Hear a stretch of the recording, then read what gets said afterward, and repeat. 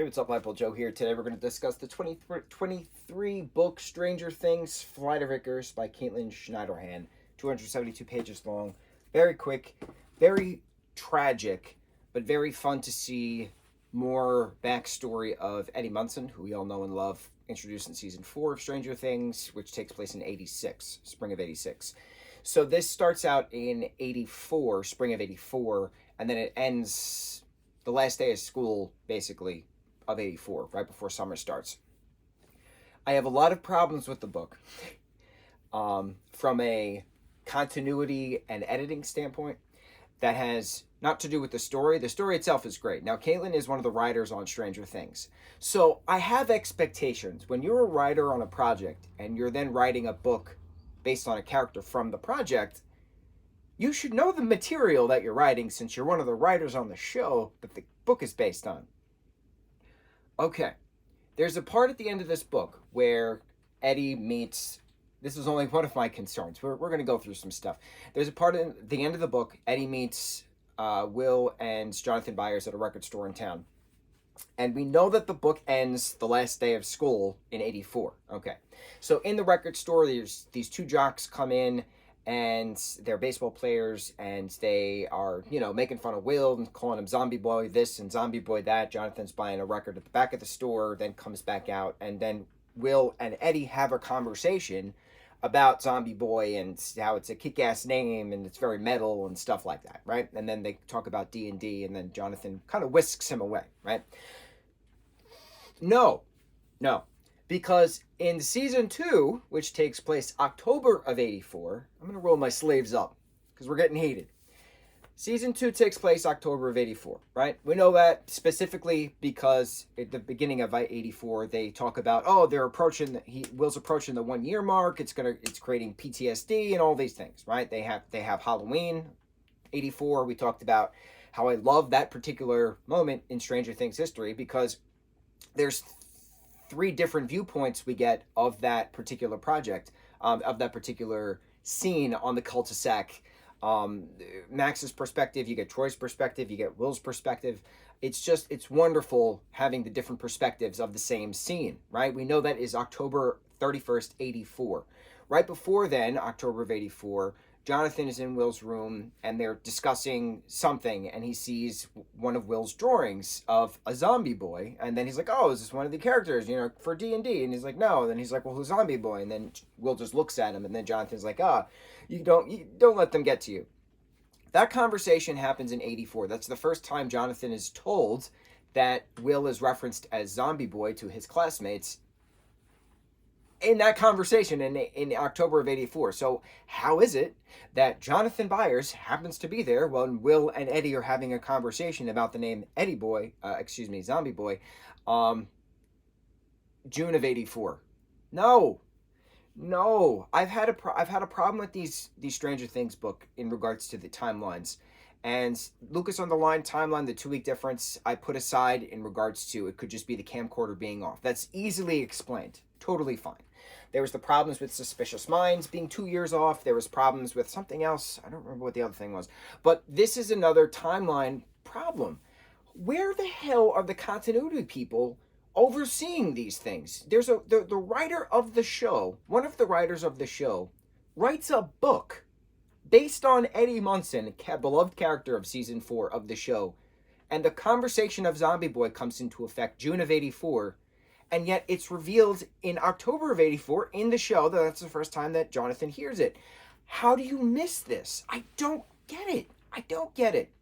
Aside from the plethora of editing errors in this particular book, there are words that are singular that should be pluralized, which makes no sense. There's some of the way that it's written, like something in the something kind of a thing, right? But it's edited or not edited, where it goes the in the something. No, there's even, I'm going to point something, I got to read it verbatim because I could not believe it. The first 18 pages, and I found a huge flaw, and it was on page 18. I gotta read it, then we'll just talk about the actual plot. So there's this character of Dougie, there's this character of Ronnie. Ronnie is Eddie's best friend. She lives with her grandmother in the trailer park that his Uncle Wayne lives in. This particular time period, 84, Eddie lives with his dad, at a house when his dad actually shows up because he goes off on his gallivanting adventures and is gone for quite some time. So, okay, Dougie, male, Ronnie, female for Veronica. Okay, so Ronnie plays the drums. Right, they're having a corroded coffin practice. The band that they're in, we know this kind of from the show. And he mentions it to Chrissy, which is a beautiful flashback scene. We have it at another point as well. But it even says, page 18, right? Okay. It says, I ignore him, Ronnie. But Ronnie's looking past me, out toward the bar, toward the girl. Fire shroud, she says, and her eyes flick back to me, sparking with laughter. She knows exactly which direction my thoughts are working right now, and she thinks it's hilarious. You know? That's a great idea. And Dougie can't even protest because she's slamming her drumsticks down, driving us all into the opening of Fire Shroud. Jeff and Dougie scramble to catch up, but soon we're on the same page. We're playing our own music with an audience. I'm wailing out the words to a song I wrote myself. It's not perfect. I stumble over the lyric once or twice. Jeff forgets the chorus, but also it's effing perfect. Now, did you hear what I just said? I'll read it again. And Dougie can't even protest because she's slamming her drumsticks down, driving us all into the opening of Fire Shroud. Jeff and Dougie scramble to catch up, but soon we're all on the same page. No! Ronnie, the female. Ronnie is the one who's drumming.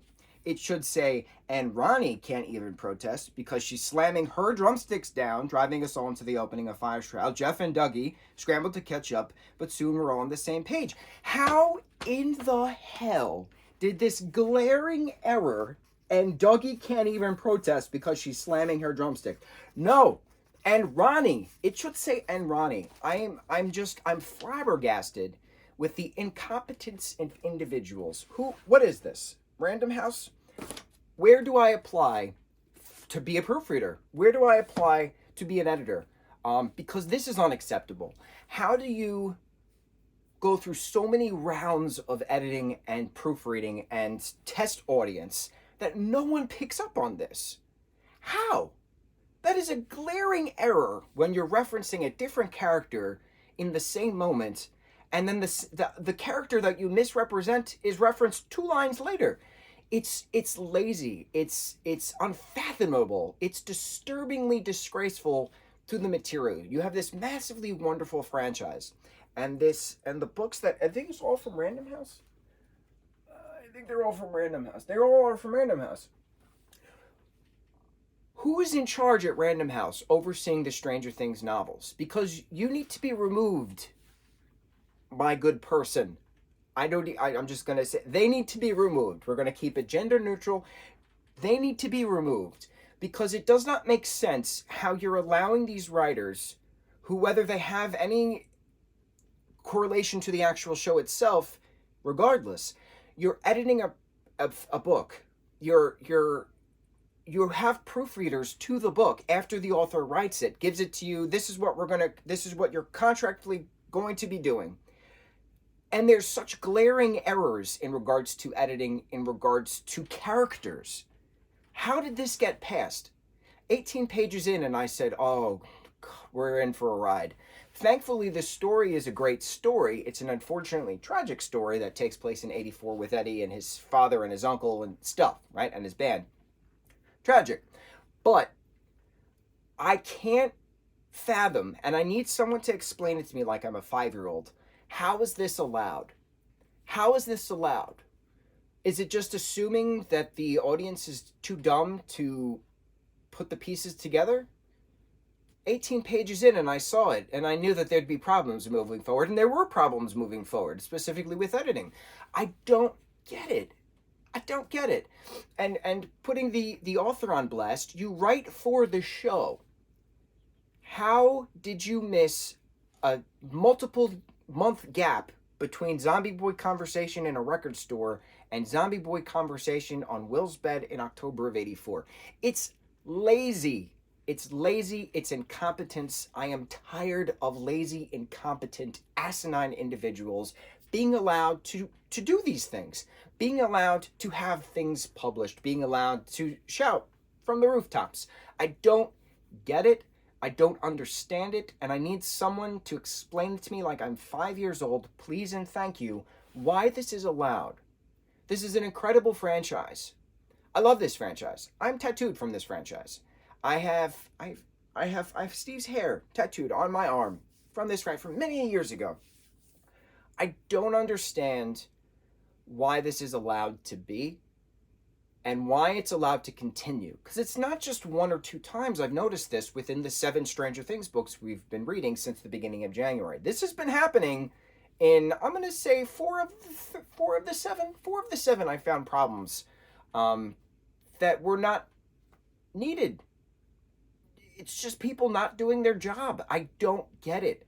I don't get it. I know Marvel has recently, in regards to the MCU, the Marvel Cinematic Universe, hired an individual or individuals, I'm not 100% certain, whose job it is to keep track of the timeline, whose job it is to keep track of the continuity. I would like to apply for that position at Netflix in regards to overseeing all of the multimedia in regards to Stranger Things, comic, book, graphic novel, and in regards to the TV series, because this is unacceptable. This is unacceptable.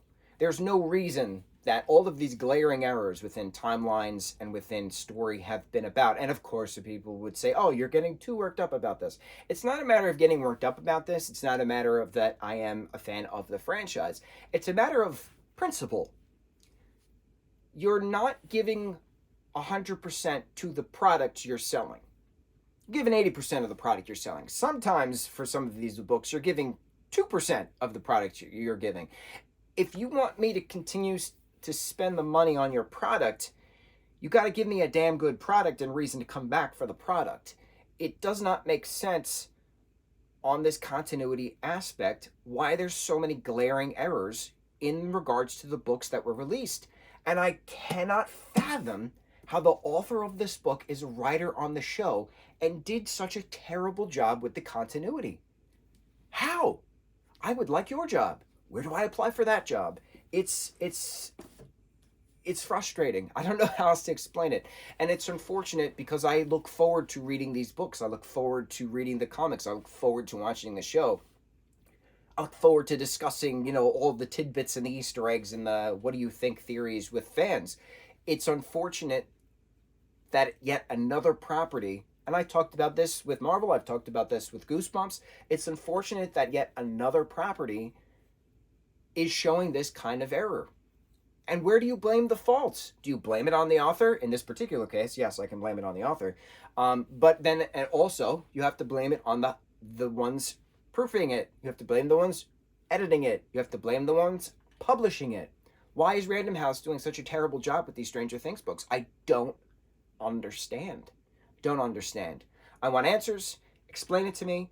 End of my rant. So, this particular book, very sad in regards to Eddie is just constantly the freak king of Hawkins High School, and his Hellfire Club is just being pummeled constantly by Tommy H. and Jason and the basketball guys. But it was great seeing Tommy H. and Jason interacting because there's the age difference. Because you knew that there was the age difference in regards to the show, but you never actually saw them together because Jason wasn't introduced to the season 4. Tommy has been around season 1 and 2. And this technically takes place after season 2 because it's spring of 84 when this is particularly referenced. Specifically knowing, we get 3. Beginning of the blurb, it says, 1984 is Eddie's years, right? Then it's referenced something about May, the month of May. And then it's referenced that the last events are the last day of school as the kids are planning their summer and, blowout parties and stuff like that. So there's the 3 references of actual when in the calendar year kind of a thing. 84 being the year, May, and then end of school, which statistically in most districts across the country is June. So we get the timeline, barely, scraping it together. But Eddie has this opportunity with this girl, Paige, whose brother is on the baseball team, and she's a couple years older. She graduated, she moved to Los Angeles, she works for this WR Records company, and she happens to be in Hawkins cleaning out her grandmother's hoarded house with her family, right? She goes to the hideout where Eddie happens to be bar backing and run by Bev, and his band Crow Coffin plays. She likes one of their songs. She starts to like him. They start to get together. They then try to figure out a means of getting a record demo together to give to her boss, who then eventually likes him, not the Crow Coffin band, but him himself. And then the goal is to get him to Los Angeles to have an audition. So the way that he's thinking is, well, since my dad's back and he has this opportunity thrown at me that, hey, if I steal some drugs off of these mules, we can sell to Reefer Rick for 15 grand, and I'll take 10 to get to Los Angeles, and you keep your 5 to pay back whoever you're running from. Then that's why his dad is back. His dad Al is back. Even though Eddie's called Junior, he's not actually a junior because his dad is Al and his uncle is Wayne. We know Wayne from season 4. So it's the heist happens, which is a very, blood pounding kind of adrenaline filled thing. Very interesting reading it. I liked how it was brought about. The aftermath that it turns out the guys that they stole from happens to be ex-workers / co-workers of his dad when his dad was roaming the country, and he wanted too big a piece of a pie for himself, so he planned it, and then that's how it tracked back to them. And there's the house fire, the arson of the Munson house, and we get backstory on Eddie's mom and how she passed away and how she was introduced him in regards to music. And then it's a matter of Eddie trying to save the cop's life after the bad guys shoot him, and then Hopper gives him hey, my guys said, you were trying to stop the bleeding. So it wasn't they're not pressing charges on Eddie because he did actually try to do good versus his dad who ran away. So it was a lot of that kind of thing. What makes a person good? What makes a person bad? Are you good if you do good things? Are you bad if you do bad things? Can a bad person do good things? Can a good person do bad things? It was a lot of those moral conversations, which I loved. And then Eddie had the conversations with his friends, and there was a whole Tommy just beating the crap out of Gareth's character and breaking his wrist and all these things. And interesting. Eddie dropping out of school, Eddie coming back to school. I was going to say Robin, not Robin, Ronnie. Ronnie getting us up to NYU. There's blackmail on him, on Ronnie. There's blackmail on him as in Eddie in regards to Principal Higgins. Eddie finding out via Reefer Rick that Higgins has a Benny's problem. So then using the Benny drug addiction as blackmail to keep Ronnie fine after the fight blow up, to have Hellfire be sponsored by Higgins himself. So there's a lot of, do good people always do good things? Do bad people always do bad things? A lot of that. There was the Icarus moment where, if you're not familiar with stories, you don't understand the title. I understood the title, and it was actually referenced back. It referenced at the end, and how the dream to go to California burned out, but he got too close to it, something like that. And that's a pure reference of Icarus when when the wax that was attached to him and his metallic wings, when he flew too close to the sun's rays melted the wax, and then Icarus broke apart from his wings and fell down, plummeting to his death. Don't reach too close to the sun. We get that moral many a times over the last, 5,000 years of Greek mythology, being about 4,000, 5,000. I don't know the actual thousand number. So I understood the Flight of Icarus reference from the title. I understood, and I did a haha moment when it's referenced that the dream burned out. Icarus's dream of getting to the sun burned out, and Eddie's dream of getting to Los Angeles burned out because of that whole house fire and shooting and saving a cop's life and all that stuff, thinking he saved a cop's life and all that stuff. And he couldn't leave town because of the questioning and things. So he couldn't go to Los Angeles, and obviously he missed the audition.